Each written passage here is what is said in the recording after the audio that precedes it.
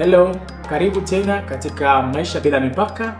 Leo tungependa kuzungumza topic moja nzuri sana, na unaweza ukawa unajiuliza maswali mengi na mengine hupati majibu.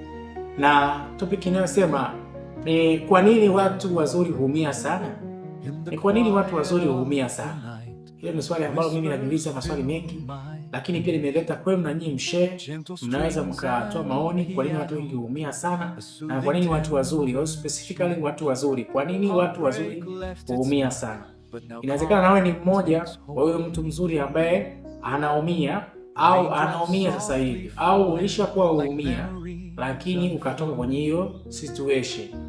Hasa natamani na wewe pia, kama utaisikia video hii, unaweza ukatoa comment, unaweza ukasema neno lolote ili na mwingine kupitia chaneli hii apate kufahamu kwa nini watu wazuri huumia sana.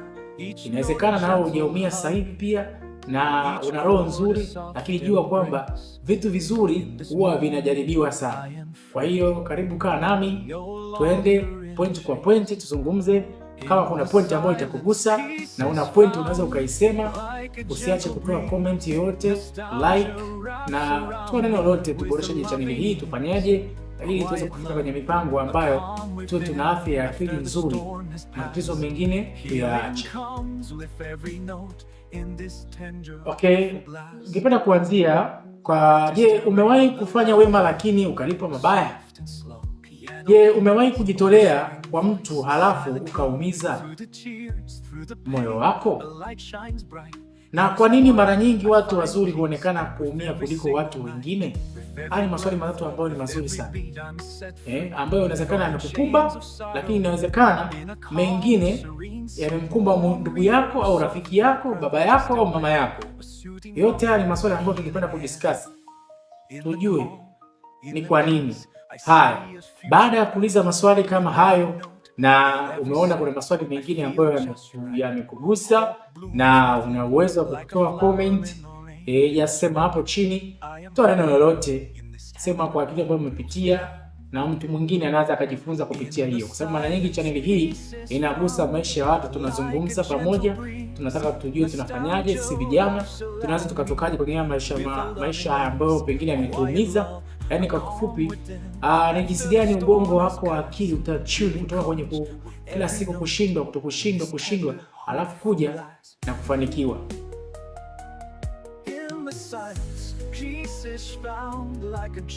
Pointi ya kwanza naweza kuzungumza kwamba watu wazuri huamini haraka. Watu wazuri huamini haraka. Yaani ukisema watu wazuri huamini haraka, yaani maana yake kitu kidogo tu wanaweza kuamini hata kama watadanganywa. Watu wazuri wanaamini haraka. Na wanaamini kila mtu ana moyo kama wao.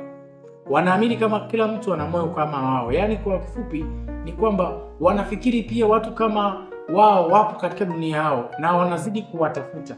Pengine wamewapata au pengine hawajawapata. Kwa vile jinsi wanavyokuwa wakitafuta mtu ambaye anaendana na jinsia kama jinsi kama alivyo, na yeye kufikia kipindi ambacho unakuta akimpata mtu ambao sio sahihi, ndio hapo tatizo linakuja kutokea. Anaumizwa, alafu akifikiri kwamba tena atapata tena mtu mwingine ambaye yuko kama yeye. Ingawaje wako watu wazuri kama yeye, lakini mara chache sana huwapata watu kama wazuri kama yeye. Kwa hiyo wanavyozidi kuamini haraka, ndio jinsi kila namna anazidi kuumia kidogo kidogo.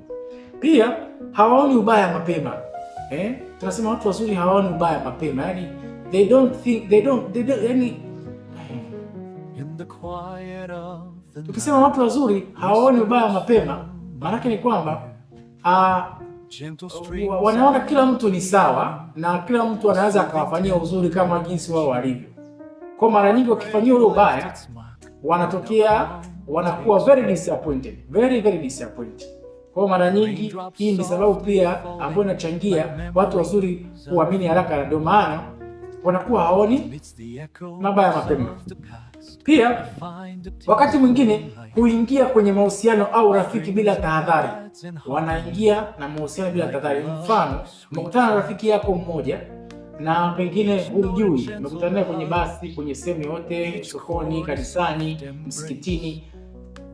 unafikiria, unajifeel kwamba uko safe kwenda naye nani mahusiano au kuwa naye rafiki, ungali hujamjua ana tabia gani, hata anatembeaje, anaongeaje, kwa sababu vitu vyote hivi vinachangia mtu kuleta matumaini kwamba amempata rafiki mzuri. Kwa hiyo mara nyingi, wakati mwingine kuingia kwenye mahusiano au rafiki bila kuchukua tahadhari. Mfano, mtu anaweza kumsaidia rafiki yake kwa miaka mingi, lakini siku rafiki huyo akaweza kumsahau kabisa. Unaweza ukawa umemsaidia, hata wewe unayenisikiliza, inawezekana kwa namna fulani ulikuwa na rafiki ambao ulimsaidia muda mrefu na akawa best sana kwako, lakini pili mtakapoachana kidogo au utapokuwa na tatizo, unakuta baadaye yeye anashindwa kukusaidia. Kwa hiyo tunazungumza kwamba huyo mtu anakuwa kwenye mahusiano na rafiki ambaye asichukua tahadhari, yani hachukui tahadhari. Umeona? Hiyo ndio pointi ambayo inasema watu wazuri huamini haraka. Pointi ya pili au hinti ya pili, watu wazuri hupenda kwa moyo wote. They love with the whole heart. Anapenda, yani hivi nakupenda jinsi ulivyo. Na ni kweli, inawezekana hata na wewe pia uko hivyo, na binadamu tuna tabia ya kupenda na kuacha. Lakini ile dalili ya kumpenda mtu kwa moyo wote na kumpa kila kitu, maana yake umejifungamanisha, umejiingiza kwenye, tunasema umejiingiza kwenye dunia yake pasipo kujua. Sasa yeye amechukua tahadhari. Je, wewe je? Umechukua tahadhari? Jibu unalo mwenyewe. Kwa maana yake ni kwamba watu wanajitoa sana. Watu wazuri wanajitoa sana. Ndio maana wanaumia sana. Wanajitoa kitu kidogo tu unaona iko hivi. Wanasema mbona huyu mtu bwana kama ana kiherehere. Kuna wakati mwingine sio kiherehere, ni moyo wake ulivyo. Kwa hiyo wanajitoa sana sana sana. Pia wanaweka mahitaji ya wengine mbele yao.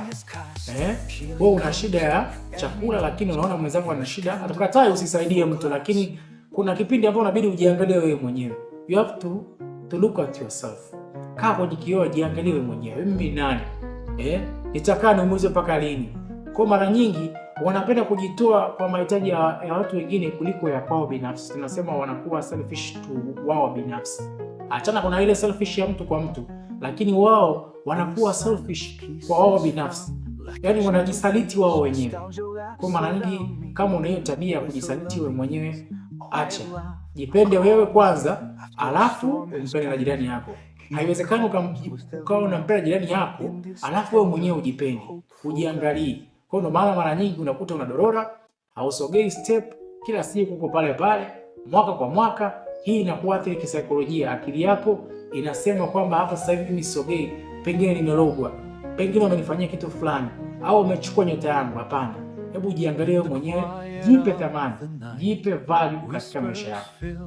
Pointi nyingine, watu wazuri huogopa kuumiza wengine. Watu wazuri huogopa kuumiza wengine. Yaani nikisema watu wazuri huogopa kuumiza watu wengine, they fear. Je, atanionaje? Atanifikiriaje? Kwani mimi nimfanyie kitu hicho? Mbona mimi sije kufanya kitu kama hicho? Kwa wanaogopa kuumiza watu wengine. Kwa mara nyingi kusema ndio hata wanapotaka kusema hapana. Kuna wakati utasema ndio, ila kuna wakati ukiona moyo wako usemi sawa sawa na akili yako. Unajua kuna vitu viwili, kuna moyo na akili. Kuna namna fulani ukipenda, wakati umependa mkutana na rafiki yako, akili inahusishwa alafu inatunza kwenye moyo. Tunasema kwenye mshiko kama tunza kwenye moyo. Kwa hiyo kama akili yako inaweza kuona kwamba kile kitu ni kizuri kwa kuonekana na macho, lakini moyo wako unakataa, hiyo ndio unakuta unasema unatakiwa useme hapana. Hapana, sitaki. Sio vibaya, hakuna ubaya wote. Wewe ni binadamu kama binadamu wengine na una haki kuthaminiwa kama wanadamu wengine. Kwa hiyo kama jinsi ilivyo yule mwingine anavyojisikia kama hapana kwake, hata wewe pia unaweza kusema hapana na ukapata na ukaupona moyo wako. Kwa mara nyingi unasababisha kuwa watu wazuri huogopa kuumiza wengine. Pia huvumilia mambo mengi kupitia kiasi. Tunasema mtu ana kifua kikubwa. Kusema ukweli, watu wengi wenye wanasema wana kifua kipana, wanaumizwa sana. Wana mambo mengi ndani mwao. Kwa kuna namna fulani hii pia hutengeneza msongo wa mawazo. Ndio maana tunasema kwamba kitaalamu saikolojia, mtu ukiwa una shida ya mfumo wa akili au kuna jambo lina shida yote kwenye akili yako, kwenye mawazo, penda kuzungumza na wengine. Usipende kuvumilia. Sinafu ndio sawa kuwa na kifua, kuna mambo mengine huwezi kuambia rafiki zako, lakini kuna mambo mengine lazima unyamaze Lakini mambo mengine lazima umwambie rafiki yako. Pengine utakuwa unatoa ule mzigo ili akili yako ikae stable na uwaze future nyingine mbele. Kwa mara nyingi ndio hivyo. Lakini pia na wengine pia huanza kuwachukulia kawaida. Kama unaweza kuvumilia kitu fulani, unaweza kuchukulia kitu kawaida. Hii ni sababu ambayo pia inaweza kusababisha watu wazuri kuogopa kuumizwa wengine. Okay, hii nyingine ya 4 ni wema si kinga dhidi ya maumivu. Wema si kinga dhidi ya maumivu. Tunasema wema si kinga dhidi ya maumivu, maana haimaanishi kwamba nikikutendea wema ndio kwamba mimi moyo wangu utakuwa umetulia. Hapana. Vitu vya ndani vitabaki vya ndani. Unaposolve vitu vya ndani, unaweza kusema uweze kudifferentiate between vya ndani na vya nje. Umemtendea mtu wema lakini moyo wako unaumia, hiyo ni tatizo. Lazima utaumia. Kwa hiyo kwa kuwa mtu mzuri hakumaanishi kuwa kutakuwa na watu kutakuwa na watu wabaya. Kuna watu wabaya na ndio maana kuna watu wana tabia tofauti tofauti. Mmoja mwingine ni mwizi na yule mwingine ni kijana mstaarabu tu. Haimaanishi kwamba hawa watu hawawezi kukaa pamoja. Lakini ili kuweza na kushinda mtafaruko, ni lazima hichi kitu kizuri kiambukize kitu kibaya. Nasema tena, kitu kizuri kinaambukiza kitu kibaya, ili kitu kibaya kibadilike. Ndio maana unaona sana kwamba ujue kwamba kama kutakuwa kuna watu wazuri kama wewe wako huko duniani sehemu yoyote, lakini ujue pia kutakuwa kuna watu wabaya wenye mtazamo mbaya pia. Kwa hiyo jifunze kujua kwamba wewe pia ni chachu ya kubadilisha wale watu wabaya kwa watu wazuri. Ingawaji mabadiliko na taratibu za mabadiliko ya yule mtu mbaya kwa mtu mzuri ni changamoto na ni hatua. Pia maisha kumkuta kila mtu na pia changamoto hazichagui mtu. Kwa hiyo hii ni sababu ambayo tunazungumza kwenye pointi ya namba 4 hapo kwamba wewe si kinga dhidi ya maumivu. Kwa hiyo changamoto zinamkuta kila mtu. Haimaanishi kwamba asipokumbwa na tatizo si binadamu. Hapana.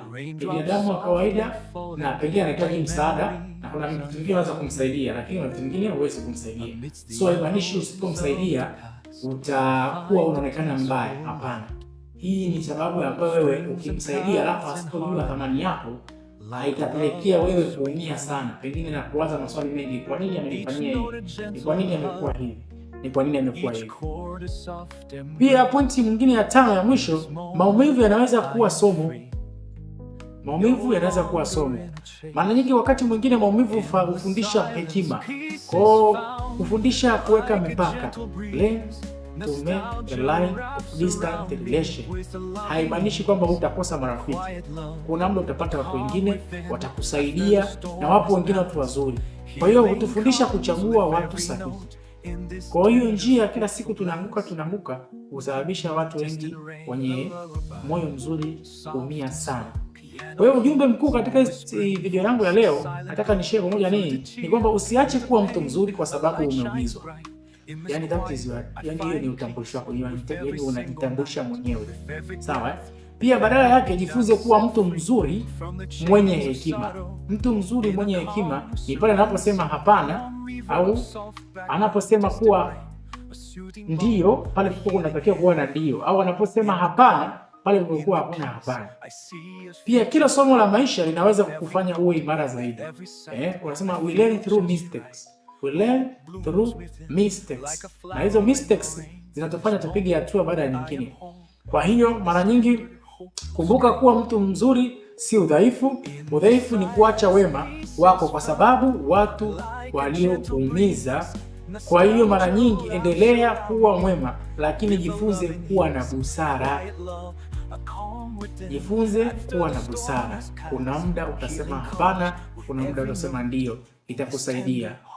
Na kwa mantiki hiyo mimi nipende nikuache kwa maswali kama haya. Kama kuna namna yote unaweza ukazungumza jambo lolote kwenye video hii umeona, unaweza ukasupport.